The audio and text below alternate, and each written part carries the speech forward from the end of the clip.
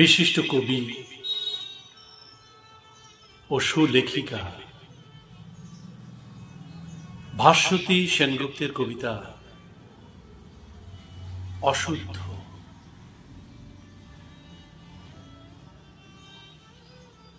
যখন কোনো মানুষ চিরবিদায় নেয়, বলে তখন মৃতদেহটা নাকি অশুদ্ধ হয়। তার জামা কাপড়, গামছা, চাদর ফেলে দেয় বা নিয়ে যায় চাকর। ওগুলো নাকি ব্যবহার করতে নেই, অশুদ্ধ হলো ওগুলো, মরে গেল যে।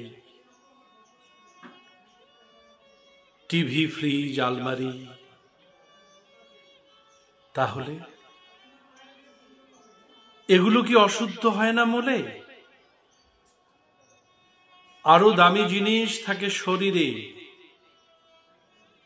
তাও তো খুলে নেয় দুহাত ভরে।